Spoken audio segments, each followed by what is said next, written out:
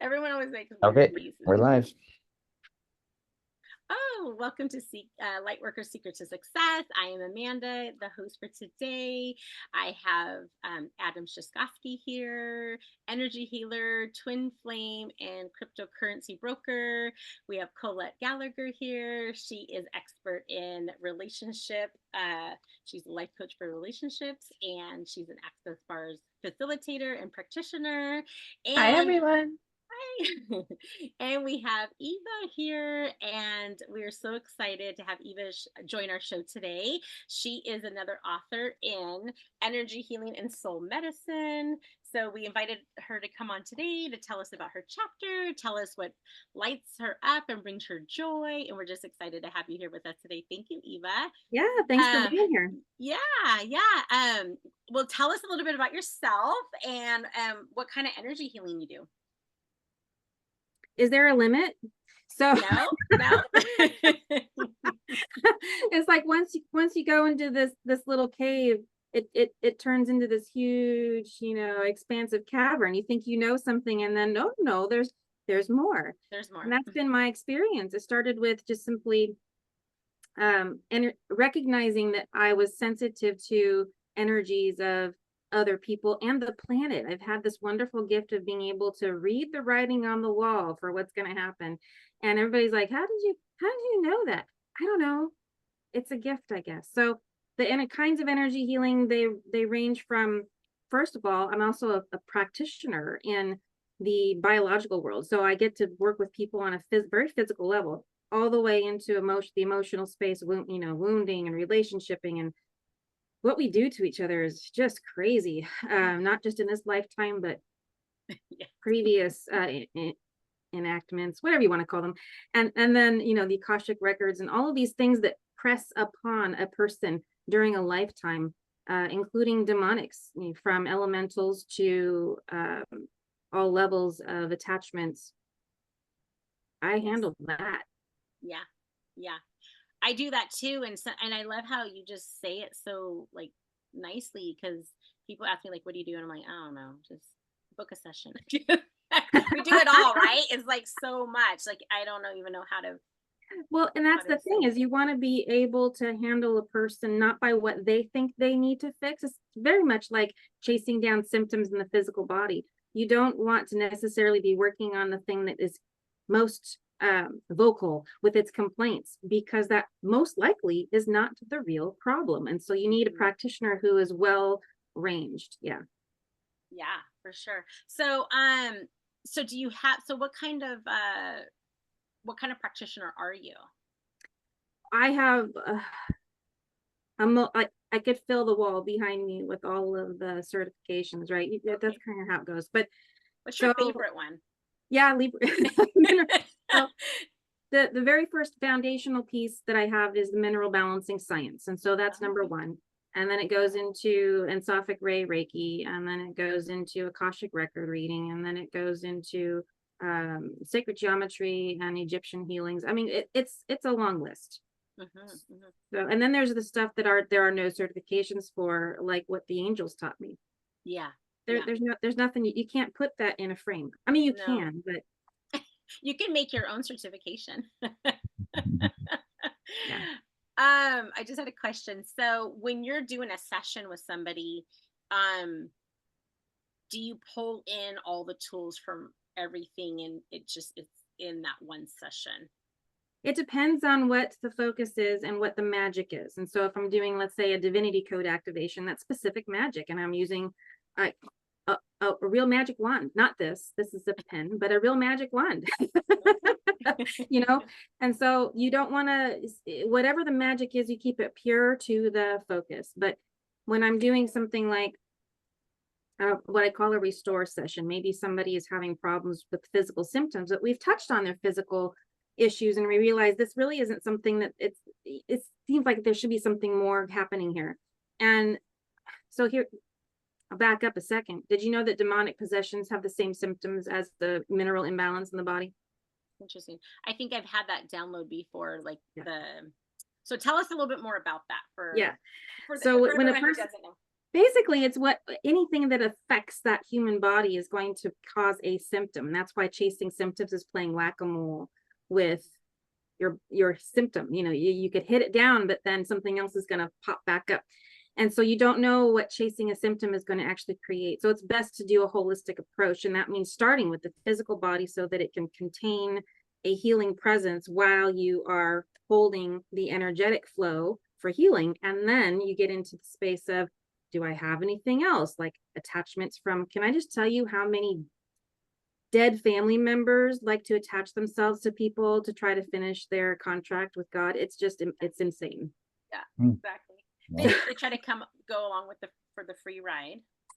Well, they want to complete their work, and they don't know that they're hurting the now, live person, and their body starts to deteriorate. And so we want to restore that. They also don't belong on this energy plane. So people need to go to wherever they're supposed to go. They shouldn't be hanging out here. So if you have ghosts, if you have, recordings, whatever's going on, you need somebody like us to come in and clean it up. Yeah. Do you feel like when somebody has like not just demons or negative entities attached to them, but like family members and ancestors, do you feel like that ages the person like even more because they're holding on to like so much? There's almost no choice in it. Anything. And I mean, it could be a toxic metal, it could be an imbalance in nutrition, it could be viruses, any of those things, including ancestral inheritances and wounds, things that they're not part of your sovereignty. Yeah. So anything that cuts you off from your sovereignty is going to prematurely age you. Now, is the main thing that they're holding on to is because we're more dense, and so they're able to hold on to us as we ascend and become more light bodies? It's harder for them to hold on to that.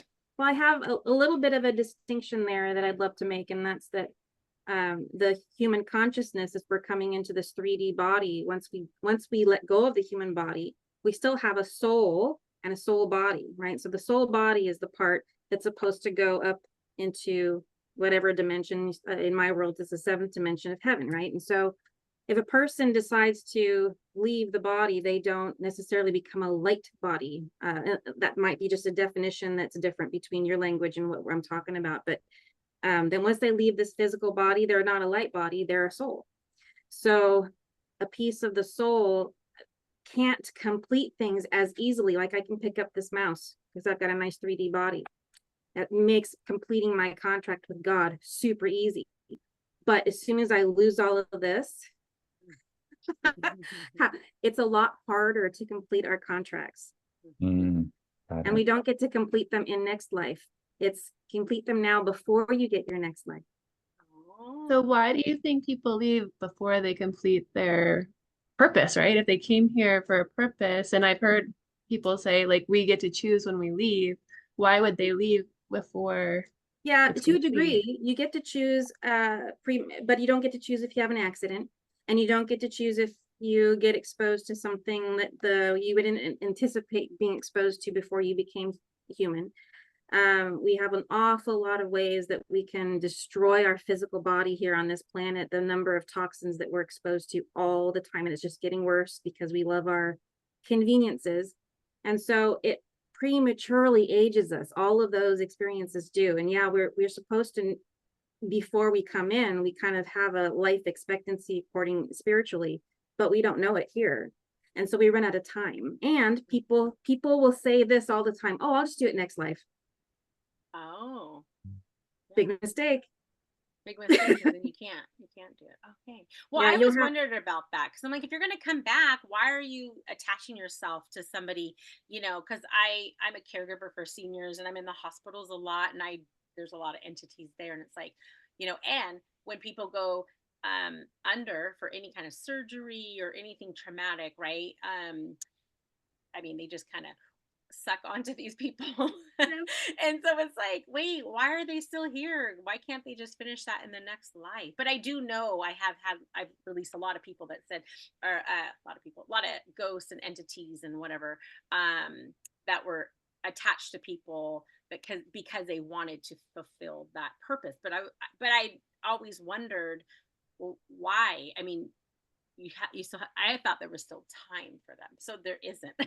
So, all right, so one shot each life. Okay, got it. But yeah, this is from ancient wisdom schools. It's not my idea that I downloaded these. This is something that I learned from various other practitioners that consider themselves masters on planet, that receive the information orally. So it's been an oral tradition passed on from person to person. Right? So.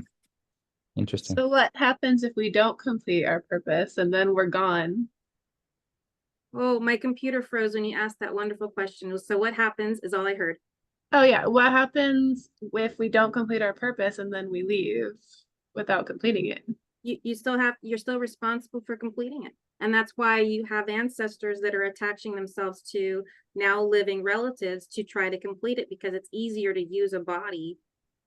So part of what I get to do when a person is a live person, such as you, like if you have ancestors and you're aware of, oh, I get to clear out, their old stuff, and I get to help them close out their cycle. No, you're wasting time for your own contract. Like, be focused. This is a real serious thing. So when I go into what I call a restore session, this is just a label that I give the complete package for a person who needs to clear entities and get rid of ancestral issues and whatever is going on in their home and with them personally. I do everything, including a soul retrieval, all at the same time, like under an hour.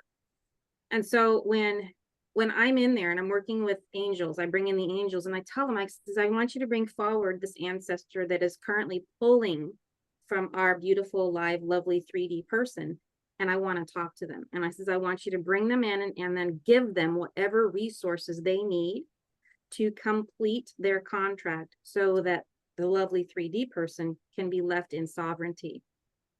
So that's part of a restore session. So by default, you have individuals that, because they're related, they think it's okay to pull from energy from a 3D person, but it's going to destroy them. First, that's how I found out, was my ex-husband passed away and he attached himself right here. And I could hear him. I didn't like hearing him in life. I did not want to hear from him in death. And so I recognized him and he was talking and talking and talking. And I said, oh, this is not okay. I need to go through the process of clearing this out. But he did not pass over to the other side. And that's when I learned I have the gift to be able to create that light. And then the angels were the ones that taught me how to remove the attachment. The attachment in this case was his soul, and not an entity. It was an actual human soul, and then clean that before sending it off into the 7th dimension. So this is part of my training that I received. And if that's not done, it can diminish greatly. My physical symptoms started to kick in, and I had higher anxiety. I could not sleep. I had troubles with emotional mood swings. A number of things that were going on physically with the body were worse as a result of him attaching himself. And is So I that have a because, question. I'm so sorry. I was going to say, I've got a question. So when I was 8, my grandfather had a massive heart attack at my parents' house at the time. And then, we rushed him to the hospital, but he was already dead. And from the time I was 8 until about 19 or 20, I would communicate through dreams and while I was sleeping with him, and he would tell me things that he felt he needed to tell me. And when I can't remember if I was 19 or 20, but right around that age, it was a really, really cold night and I was locked out of the house and I didn't know how I was going to get in. And I ended up getting into, through a window. And what I didn't know is that I actually broke the window because it was so cold. It was like -30. And when I broke the window, a piece of glass cut my arm really bad. And I didn't know I was bleeding. And I went in and I let my friend in because we were looking for a place to crash. It was like 2 in the morning. And I woke up at like 8 a.m. My mom's like in panic.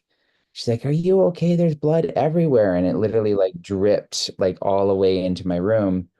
And I woke up and I had a towel wrapped around my arm that I know I didn't do. But that was the last time that I ever had any kind of communication. And I just knew it was him that did it.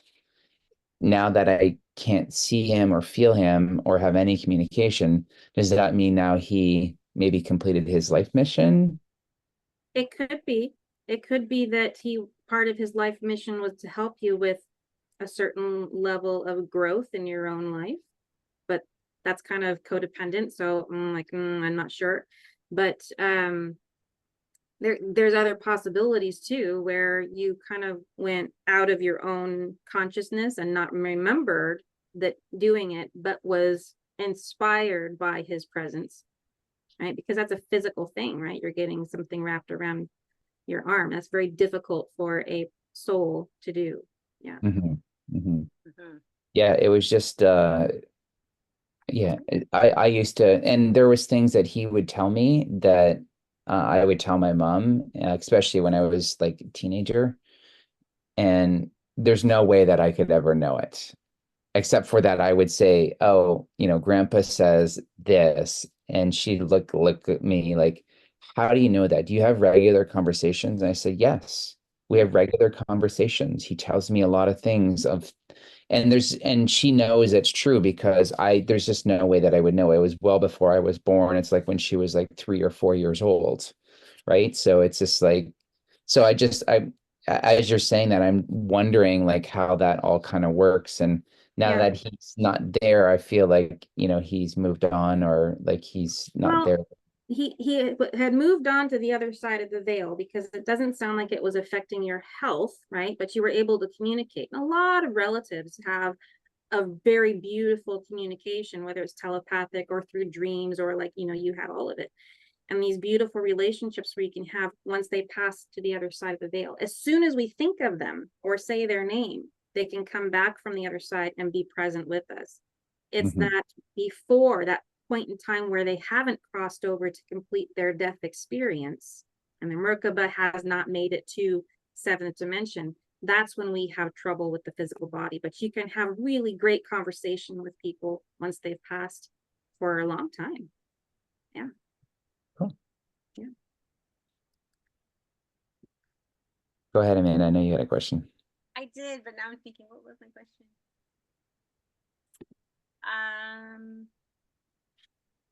I can't remember what it was because I was thinking about your thing and like, did your grandfather attach himself to you and that's why you couldn't see him anymore? Because now he's attached himself and maybe that's why you never saw him again after that day. I'm not sure. So you don't have to give them permission to attach to you. Like these people can just Well, attach to you without your permission. so you're especially people very close to you, they have the free will to cross over and follow the light, or not. Attaching to you is usually related to some sort of unhealed wound. So fear, shame, grief, anything that's a negative emotion can be the permission, if you will. And he and I had a tumultuous, I would say, toxic relationship, and I hadn't quite healed by the time he died. And so I would imagine, based on what I know about attachments and your question, that the unhealed wounds allowed for the attachment. Okay, so it's kind of like you both had unfinished business with each other type of thing. Oh yeah, because Okay. what started it was, or I should say, once I it's in the book, talk about how I found out that he was attached to me. A confirmation was that I called my practitioner, who had a really good relationship with her guides. I hadn't yet built mine. My communication was not there. I didn't even know if I had guides. And so I called her up and I told her what was going on. I says, I think my ex has attached himself to my auric field. And she goes, oh, no. They move on. They got better things to do, that kind of thing. And I go, will you check anyway? And so she says, all right. She puts the phone down and I hear her in the background and she's communicating with her guides. And she goes, I hear her go, uh-huh. Mm-hmm. Mm. Oh, you know, so she comes back on the phone. Yeah, he's attached to you. And I says, how do I get rid of him? She goes, I don't know. I don't have that skill. So I was then led by spirit to just so happened to have some sort of metaphysical school fair happening that weekend. You know how it just so happens, right timing. And so I met with 3 different practitioners, one that read the Akashic record, 2 more that was doing other readings, and all 3 of them were like, yeah, you need a psychic surgeon. What's a psychic surgeon? Well, this is a psychic surgeon who helps with contracts. So to answer that question, that's a roundabout way, but we're getting there, is we had contracts and they had not been fulfilled over the millennia. We had so many contracts that when we were in the contract room and they were being delivered, all of the contracts were being delivered to us to review. It took a dump truck to deliver them. That's how many. And we still had 5 active ones. And so we had to go over each of the 5 different contracts. So it's a good sign. These are all part of troubleshooting. Where are you on your healing journey, and what could be in the way of you not getting a healing even after going to a soul retrieval, even after getting your contracts read, even after going into seeing your Akashic records? There's probably something that you have to figure out. And this is, you know, my years of being an IT tech really come into handy here. Troubleshooting. That's so funny because it's like, oh, you better work it out with your ex. Don't leave anything unhandled because they'll attach to you. Yeah. If you have anything open, and that's why, like, if we're in a state of confusion, if we're like stuck in an armpit space and we're thinking, why am I here? I don't want to be here. I feel stuck. You're not at your destination yet. There's something more to clear. And that's when a guide can really help you discover. I live in LA, and everybody on the weekends likes to go to Vegas. And so I think of Barstow in the middle, the armpit that nobody wants to be stuck in, but it's really good to fill up on gas. You just don't want to stay there for very long. But people stay in this terrible place, metaphorically, you know, when they're not done with their journey. Take it all the way out to the end. You'll be a lot happier when you get to your destination. Mm-hmm. When my grandpa was passing away, he was on hospice, and I was doing soul chats with him. And one of the things before, just to help him pass easier, and he wanted forgiveness from my grandmother, and they had been divorced for, you know, a long time. And so I said, okay, yeah, let me talk to her. And, you know, she you know, they had some troubles in their marriage, and so she was not very nice to him. And I went and saw her, and I said, hey, so grandpa's passing, and he wants to ask you for forgiveness. So, you know, it will help both of you guys so that he can move on. And she goes, what?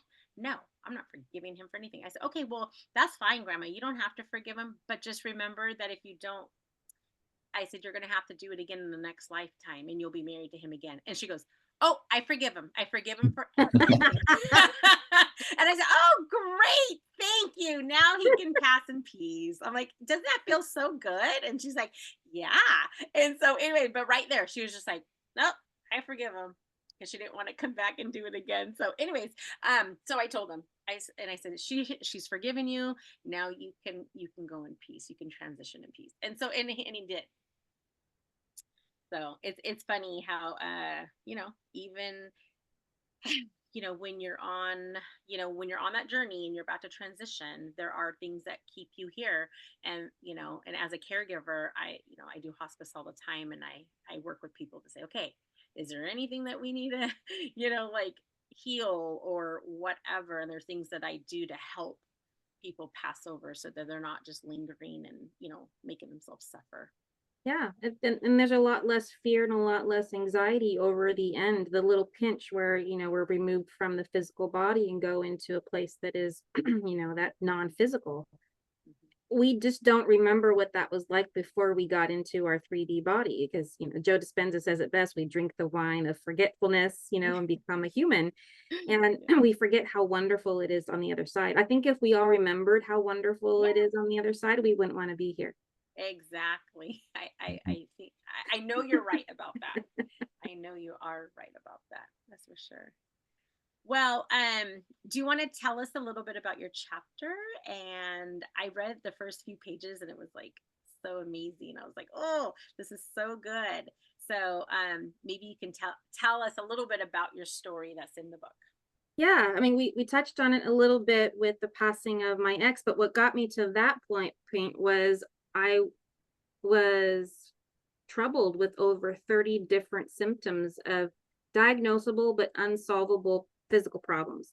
And you know that the invisible illnesses, chronic fatigue, anxiety, insomnia, depression, fibromyalgia, itchy skin, heart palpitations, short-term memory loss, you know, arthritis, all the things that don't put you in a wheelchair, but you definitely keep you from doing your full-time job very well anyways. And so I finally found the answer in mineral balancing, and then my ex passed away. We had been exes for 12 years. And I was not of the mind to be sharing this kind of stuff, let alone on a podcast, but in a book. So it was very private. My metaphysical experiences and learning and knowledge base started to grow and become a greater percentage of my practitioner stuff, and working with the physical body with people to heal them of their chronic illnesses became a much smaller portion of what took up my day-to-day mindset. So finally I started to roll them in and realize they were actually, it was necessary to start talking about it all. But yeah, the book describes the process of melding the two. So you have the physical practice of mineral balancing and how that supports the healing of the spiritual side. And what's going on the spiritual side is much more complex than we ever really, I mean, it continues to get freaky for me, even still and more today. And it just continues to grow and expand. And so there's no end in sight. But the chapter is full of stories of things. And if I were to write it again, I would have yet more to add. Not of the same stuff. I mean, I'm now working with dragons. Who, what are, so,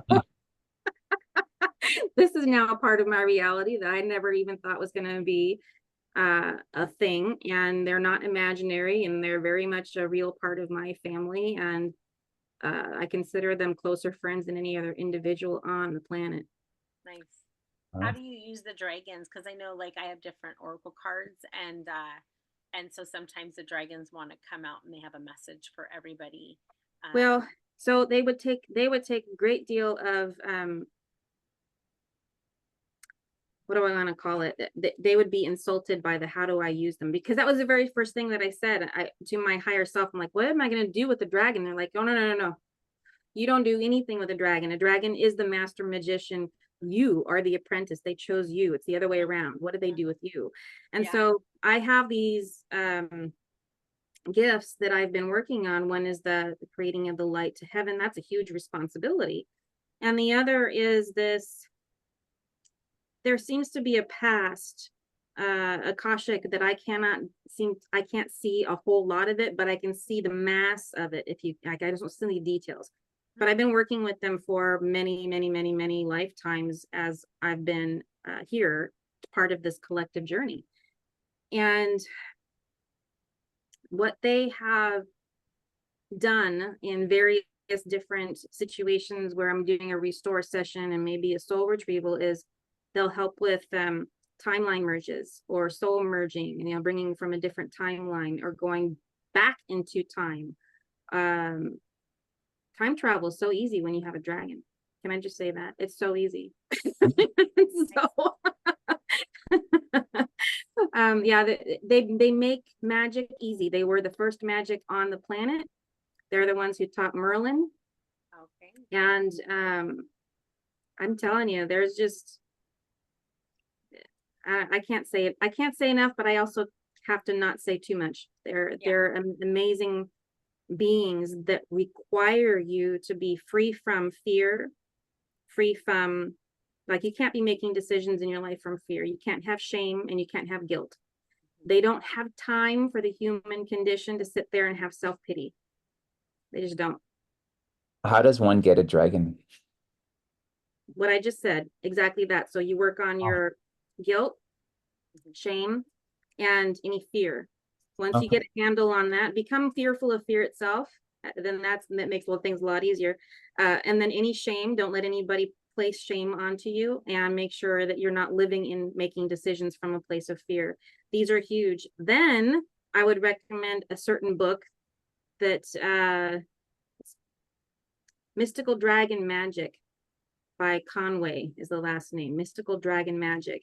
And in that book, you can divine yourself a relationship with a dragon, but just make sure you've handled the shame, the fear, and the guilt. Say that book again, Mystical Dragon Magic. Nice. Yeah, they're wonderful beings to work with. Just like angels are too, but well, yeah, when I pull out that deck of dragons, I do feel their love. I feel their they want to help, and they want to help us clear the pathways to what we're supposed to be doing, and the obstacles that are keeping us from that, right? Yeah, it's so much easier to get from plane of dimension to different plane of dimension if you have a dragon that is working with you, because they seamlessly just jump to where they need to go, and they're like, come on, let's go. Next thing you know, I see a tail coming at me, and I'm off on his back to go somewhere. So that's that's what it's like. Nice. I love that. Wow, that's crazy.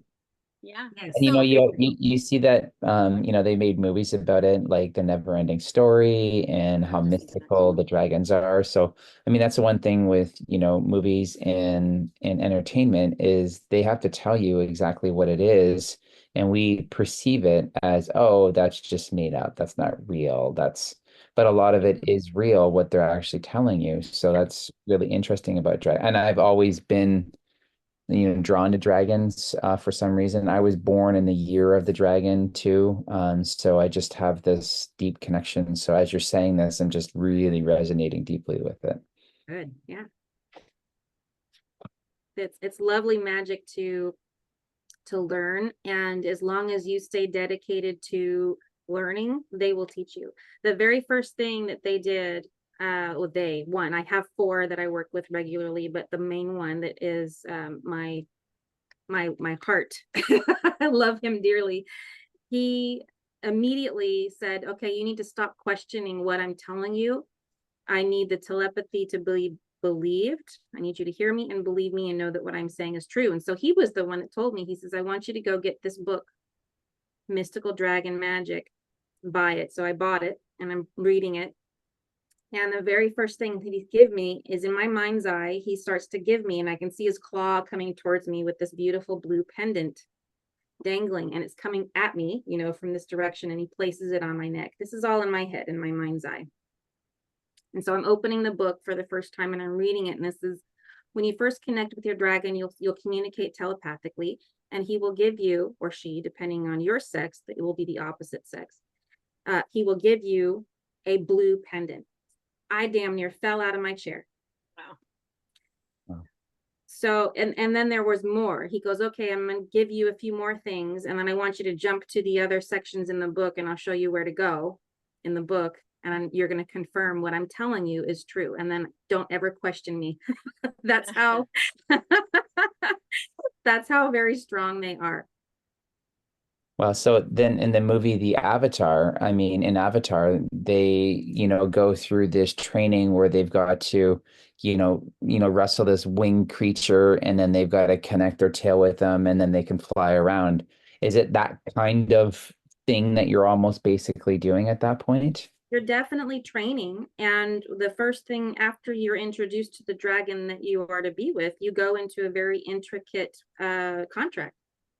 And so I found myself in a very big cave with huge elder dragons and a contract. And they were like, here, sign here.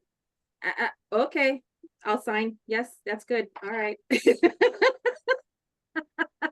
And then from there, it was introductions, and it was, you have a life contract with now these beings that are a part of you. And you're a part of them. The reason that we can't physically see them in this dimension is because they're more light beings, correct? And they're more in a different dimensional frequency. Well, yes, and imagine that Lord of the Rings is real. Let's just imagine that it's real.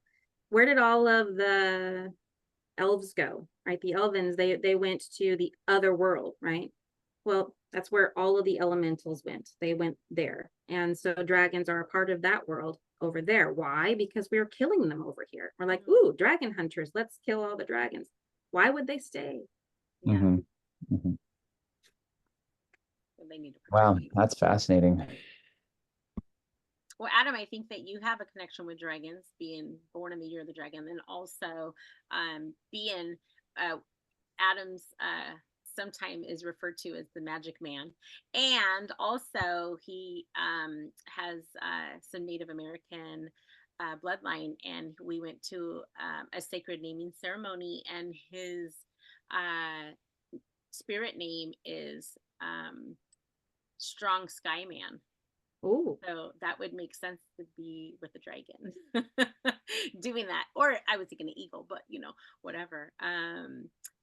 So yeah, sounds like some confirmation for Adam in this interview.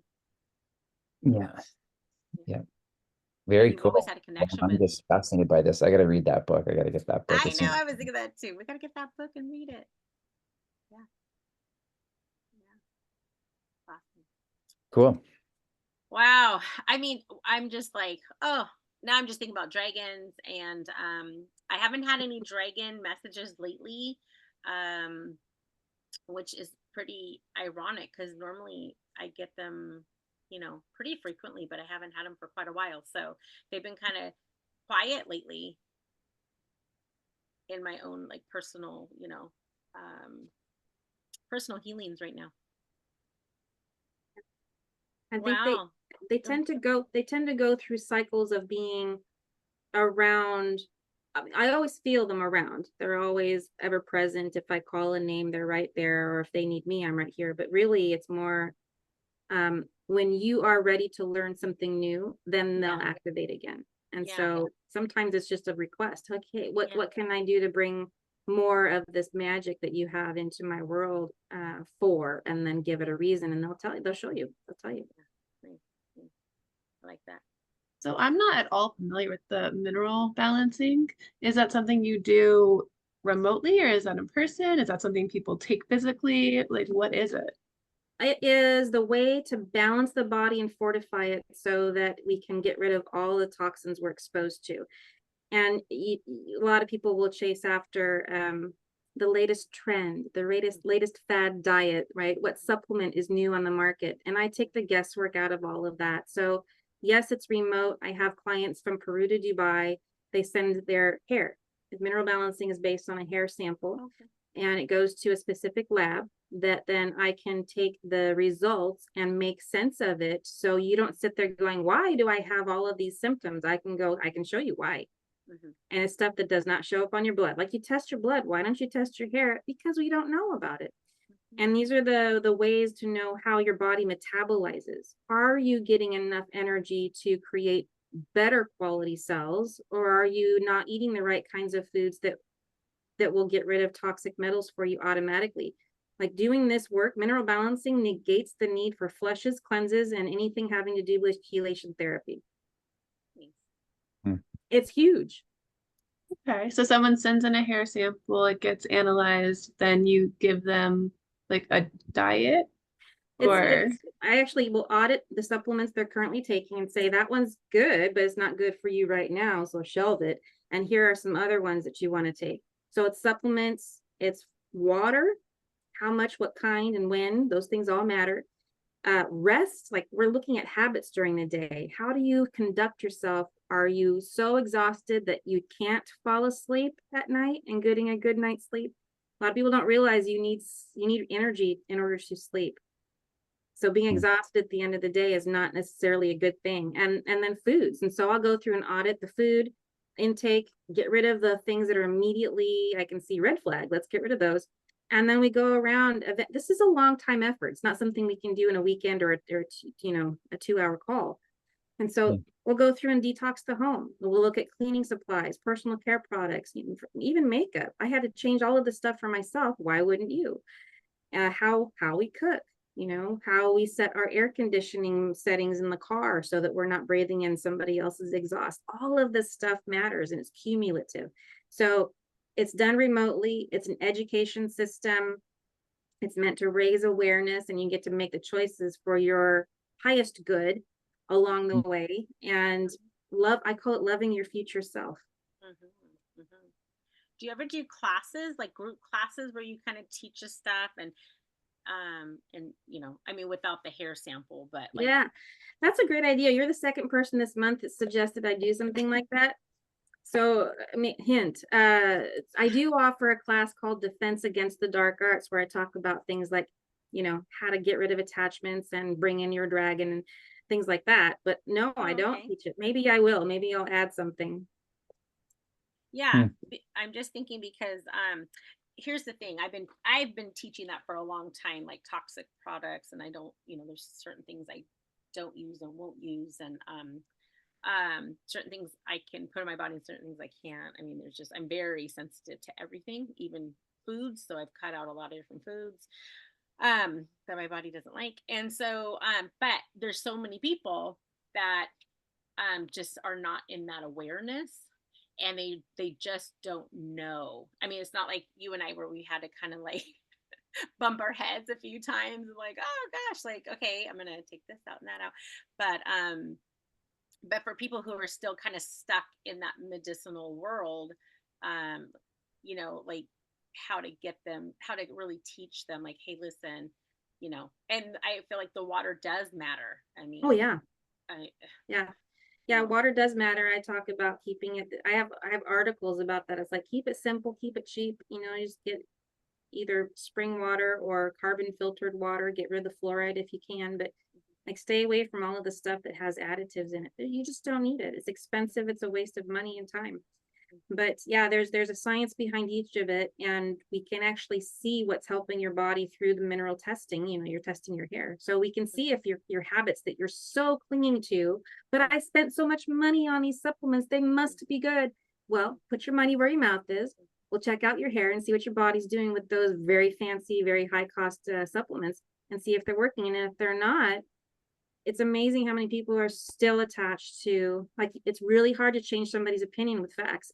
It's interesting to me. It really is. it becomes like an addiction, right? So it's like what they think. It's like, well, someone told me this works, so I believe that, right? So it's like trying to break that addiction from that. And, well, and they learned it from somebody who loves them. And so they attach but they love me. Why would they lie to me? They didn't lie to you. They just had misinformation.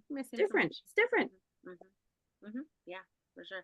So if someone went through this process with you, just if they said, hey, I just want to know like what my hair is saying and the minerals that I'm deficient in, like, what would that look like? I mean, or how much would a session be? It's not a single session. I discovered that the information is time sensitive. So I would much rather not have somebody waste their money on a test just for curiosity's sake, unless they're willing to take some steps to move forward with it. So I have programs that last, starting from 4 months all the way to a full year, depending on how much Eva time do you want? Because I can share a lot of information, but you know what, when it comes down, like, a lot of stuff is in the books. I have another book called Owning Your Beauty. It talks about my two-pronged approach of getting rid of physical symptoms versus going into the med spa to try to fix, stuff that wasn't looking right anymore. So turns out they're one and the same. You get your minerals right, your body looks good. Yeah. So where was I going with this? The So you have programs like 4 yes, months I have programs. Okay. So it's about the how to apply the information, like you're talking about the training that you give about toxins and, how to avoid the absorption of them, because your body doesn't have a doorman.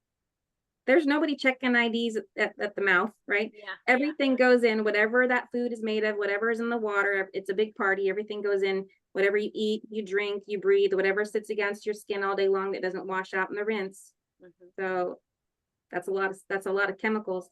So all of that goes in, it makes more you. And if you don't have the right level of preferred minerals in the summation of what you took in that day, your body will choose a substitution, much like you have to do when you're creating grandma's favorite recipe from years ago. And you're like, oh, but I don't have lard, anymore. I was gonna say lard too. Butter, right? Yeah. So you replace it, right? The body does the same thing, but it doesn't choose a like kind. It chooses a lesser quality toxic metal. And those are prolific. They're so in high abundance in our environment that the body's like, well, I guess I have no choice. It's the same way if your car pops a tire, you got to put the spare tire on the car. So don't go chelating that stuff out. Otherwise, you're running around on rims, and that's not healthy either, metaphorically speaking. So the idea is give the body what it needs so that it can heal itself. And this process starts that. And so there's kind of no need, there's no purpose in finding out what's going on if you're not going to do something with the information. Well, I love that because Adam and I, our long-term vision is opening up a holistic healing center. And it hasn't happened yet because there's still information that we need to know before we can do that. Because we want to heal people, mind, body, and soul. We don't want to just, my passion is working with, the interrelate. And I want to help people. My passion is working with people in addiction. And you can't just, say, oh, we'll go to treatment. And then when you go to treatment, you get out in 30 days and you're all better. It's like, it doesn't work that way, So, so that's been my quest. And I know there's more, and I know it has to do with diet and minerals and things like that you're deficient in. And of course, other traumas and things like that. Well, traumas are held in the body. So you can have an emotional trauma, even if it's something that was passed to you, mother to child in the womb. That trauma is held in place by, guess what? Toxic metals. And so people, that's the first thing they do is go, oh my God, I got to go find chelation therapy. No, don't do that. Don't run your car on its rims. Like really, this is the safe and natural and easy way to solve that issue. And so when you get rid of toxic metals, I can see it on their hair tests. I can see when they're getting rid of it. We're processing, and I go, what's going on? And they're telling me about some childhood wound. They're like, I don't know why I'm thinking about this, but I got to work through this thing. Okay, let's clear it. Well, and then also the subconscious also protects you sometimes from those traumatic things. So like when you do go to a traditional, treatment center, if they're saying, oh yeah, you're all better because we talked about all your traumas. Well, if you have stuff locked away and you don't consciously remember, then you didn't, you haven't. There's magic for that. And I do this. People carry around a lot of anger because they're unresolved pain from physical hurt, or physical, emotional, mental hurt. And sometimes it's even spiritual. And so I have what they're called healing rites in the sacred geometry work. And basically I go through some Sanskrit. It takes about 30 minutes and I clear out all wounds from the past and all wounds that would be in the future. Like, it's crazy how it works. You wake up and you go, I feel different. Yeah. I love that. Magic. Magic. Now, do you have cards that do that, or what is that? Because I know I have, I love the sacred geometry, and I do have some cards that are they have sacred geometry on there. But anyways, I don't have the crystals up here with me, but no, these are, so it's an in-person modality, and I have a collection of in-person modalities that I put together in what I call the VIP experience, and it's meant to expand and elevate your consciousness.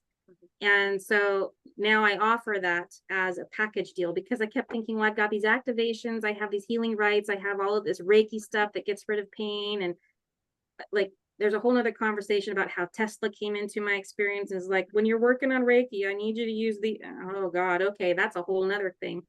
So there's all of these beautiful in-person modalities that people who live in Peru to Dubai, they'd have to either fly in to come see me to have a 4-day intensive, or get onto one of my, like I just finished a retreat in Belize. I have another one coming up next year in Alaska on a cruise ship. So people will have the opportunity to take advantage of all these healing rites and these rituals there in one place, because there's so much that can be done to clear the junk from our past and clear the way for the train of our future, so that we're not stumbling over ourselves trying to get things done that we could do them. Yeah, I love that. Do you do things locally too, like where you live? Do you do classes there? Well, I'll teach classes, but on a Zoom, like amphitheater. Is that right? Yeah. So you do it on Zoom. Yeah, it's not on Zoom. I use Teams, which is similar. Teams. Okay. Yeah, but it's a fantastic way to bring in a group of people and speak to them without having to have them fly in and have a conversation for an hour or two. But yeah, no local events in a physical place unless we do a retreat. Okay. Yeah, I was just wondering, did you say you're in California?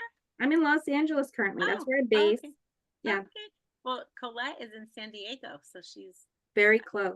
Very close, closer than me. I'm in Seattle.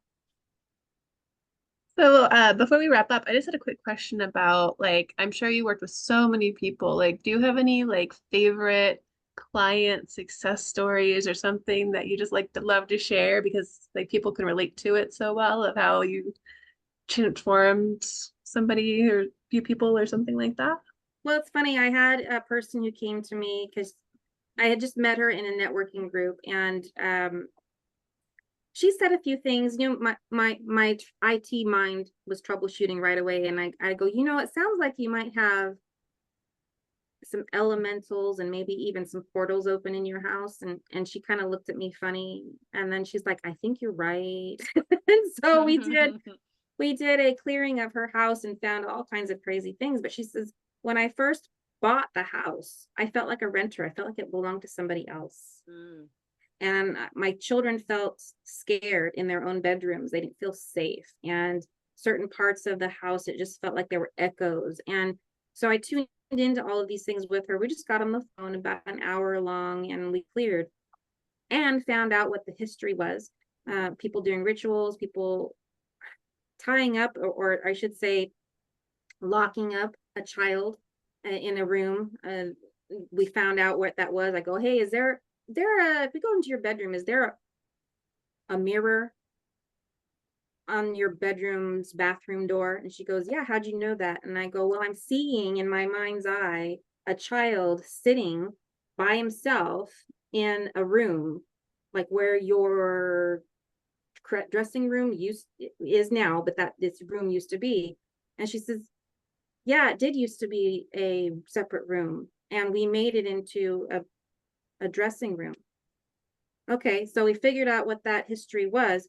So afterward, again, only an hour on the phone, and she comes back, she goes, after a night, I feel safe in my own home, and this now finally feels like my own home. So that's a huge story for her in home space. There were lots of chaos, lots of problems were going on in the house because of the portals. She's had portals in the kitchen. We closed all of that down. And then it was 6 months later, she says, I'm having problems. I was hoping that was causing my physical symptoms. And she started with me on doing the mineral balancing work. And she had chronic pain in her body, cysts and things on her spine, things that were not, medicine wasn't able to give her any relief from. And within a short period of time, we got rid of 90% of her pain, and the cysts that were growing that the doctors could not repair or physically remove with surgery started to diminish. And that's just a portion of her physical story. But I would say that's life-changing, all of it. And that was your mineral rebalance that you were able to help her with the cysts and everything? Because I know cysts are a big problem for a lot of people, and even dogs. I feel like most older dogs, if you don't feed them holistic food, they get cysts. A lot of it has to do with an imbalance of zinc to copper in the body. And that a lot of people hear that and they go, oh, I should take more zinc and more copper. Don't do that. Don't do that. Taking too much without testing your hair to find out exactly what your body needs can actually cause greater problems. You think you're in pain now, just wait until you mess with zinc. Yeah. So. What happens if you don't have hair, like me? You got hair here, honey. Yeah, I was thinking, can I take it from there? Yes, okay. And, I was wondering that. we can go south if for some reason you stop being able to grow hair here. Okay. Okay. Chest hair. Yeah, chest hair. And we're not pulling. I saw the motion. We're just cutting. Right? So we just use scissors and cut. I don't have any up here to help you out. But anyways, yeah. I used to work in construction, and I've heard it all. I've heard this so many times. What if you don't have any hair, Eva? You got hair somewhere. Somehow. Okay. Leg hairs also work too. I get a little bit of leg hair. There is a good, better, best to it all. Anything from the chin, beard hair, and head hair. Those are the primary best. we can go to chest, we can go to back, but it's like, how long has that length of hair been there? So Yeah. it's like you want fresh growth. So I would say if you're targeting one part of your body, you're like, I'm going to grow this hair for a mineral balancing test, shave it, and then let it grow new so that we know that that's brand new information. Nice. Yeah, cool. What about if you get your hair colored? Does that matter? I have had to color my hair since I was 20 because I went gray early from thyroid problems, and nobody told me that that was a problem. Like they were related. Even the eyebrows not growing all the way to the corner, like you're supposed to be able to draw a line from here to right. Really? So they now grow. You can see them, but for a long time they didn't, and that was thyroid related. Oh, Okay, I so don't think my eyebrows grow. it's a lot of people have thyroid dysfunction because of that copper to zinc imbalance I was mentioning. But yeah, I color my hair. You just have to wait about 4 washes before you cut the hair sample, and then it can be analyzed just fine. All right. I know you say copper to zinc a lot, and I know like the latest talk, well, at least it's not latest, but I mean you hear a lot more about it anyways, is drinking from a copper cup or like a copper water bottle. The only problem that I have with that is that it tastes really like tinny almost, like it's hard to kind of swallow that water. Yeah, don't. That would be a fad. I would call that a fad. Okay. Because the problem isn't not having enough copper. You get copper from meat, you get copper from nuts, you get copper from dark chocolate. Who isn't a chocoholic? So all of these copper resources will let you know that what's deficient in your diet is the zinc. Okay. So what happens is the zinc, if it's not present in the body, in your diet, I should say, then what happens is the copper goes, where's my best pal? Where's my zinc? And if it doesn't find it where it needs to in order to process and create, good quality cells, especially when it comes to elasticity of your skin and the elasticity and flexibility of all of your veins, all of that, and your thyroid specifically, which controls your heat and also your sexual drive, all of these things come down to the zinc balance ratio. So if the copper's out there is going, hey, where's my zinc? I don't find him. I guess I'm going to take my ball and go home. And it sits out in other organs causing inflammation. So you end up with a lot of copper. And this is back. I can back it up with medical information from these medical students going to medical school, and they're cutting on cadavers, and they're like, why are we finding so much copper in the heart, the kidneys, the liver, and especially with women in their uterus and reproductive organs? Because we don't have enough zinc in our diet in addition to other minerals. So what do you have to do to get more zinc into your body then? Or how do you know how to balance that then? With the hair test, we can find out exactly what your body needs. Okay. Yeah. So is it like found in foods, or is it found in like supplements that you need to take? Yes. Both. Oh, okay. Okay. Yeah. Cool. That and managing your stress. You'd be amazed at how much the healing effort of the body is thwarted when we go into fear, guilt, shame, stress. Yeah. Well, I know that it's on my mind, and I'm sure people watching this, they're probably going to ask this question. How much does it cost to get the hair sample? Well, I'm not the lab, so I'm not doing the hair sample. I do the 4-month program. So I offer programs that are fully supported. I don't hold healing reaction answers over your head for an extra dime. So it's $750 to get started. Do the hair test itself. I do a nice long consultation. It's a VIP day, really. And we make a strategy forward from there, what to do, so that you're not left with a test that looks terrible and a list of supplements to take. No. This is what most practitioners do, though. They're like, okay, well, here's what your test looks like, and here's what you need to take by. Yeah. And people need their hand held a little bit more than that. And it's because this is new and different. Holistic healing is not the same as taking a prescription medication. Cool. Yeah. I love that. Sure. Well, thank you, Eva. Gosh, we had so much to think about, and I love your program. I'm thinking about it already, and I know there's a lot of other people that are gonna benefit from that as well. And I'm always looking for, I don't want to say the newest and greatest, but the greatest. Yeah. The greatest information out there, right? That help people feel better. It's the crazy thing that mineral balancing has been something, it's based on 50 years of research, which is longer than any vaccine has ever received. I'll just say that. Yeah. Yeah. That's great. So I love it. we'll put all the details to find you if someone wants to take that hair sample and do that whole thing. And I think we've got all the details, so it'll be uploaded in the I don't know what it is, the bio or the intro or whatever it is. Just check below, and we'll be able to connect you with some people that might be interested. That'd be fantastic. Thank you. And for everybody who decides that they want to take that offer, I have a free test that you could take online to see how well your body, the FICO score for your healing. Where are you? Yeah, it's called the EEQ. So it's the essential energy quotient, and you can answer some questions and find out where you fit on that result. Yeah. Cool. Very cool. Thank you. Welcome.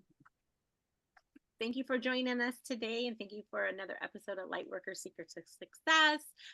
Please join us next Monday, and if you haven't already done so, like and subscribe to our channel, and we will see you guys next week. Thank you so much.